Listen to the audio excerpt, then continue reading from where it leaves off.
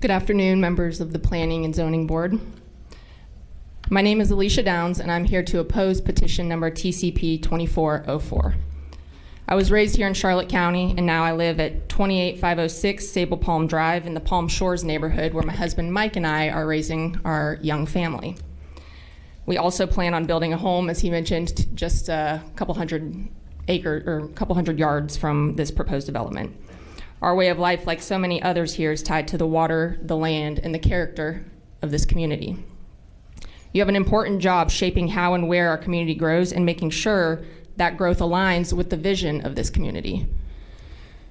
I want to thank you for that responsibility and for the seriousness that you carry it with.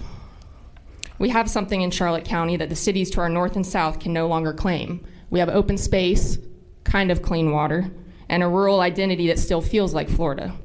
That's not just our lifestyle, it's our value.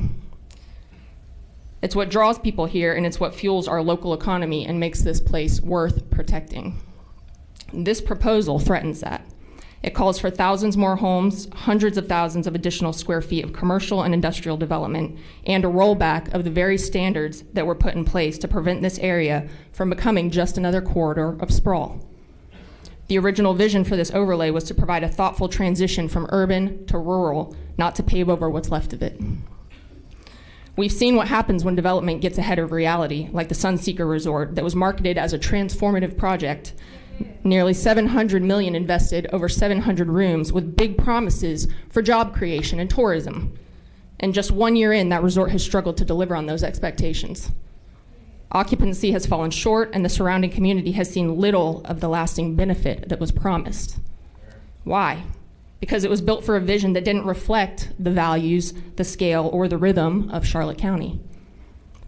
Bigger does not mean better. And growth that isn't rooted in the needs of the people who actually live here does not last.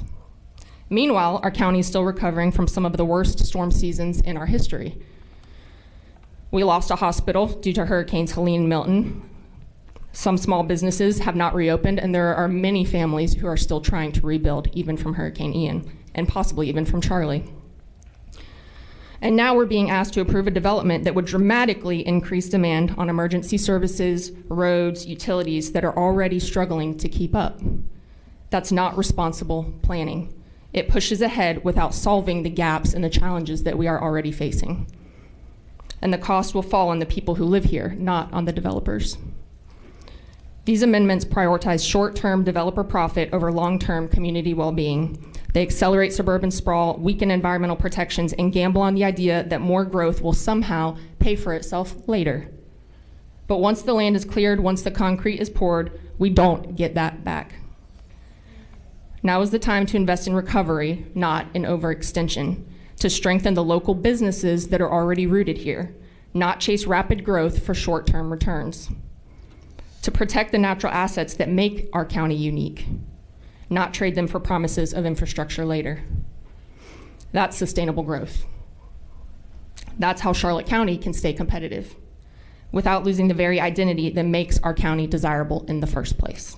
So I respectfully urge you to reject this petition, listen to the people who call this place home, who will live with the consequences long after the developers are gone.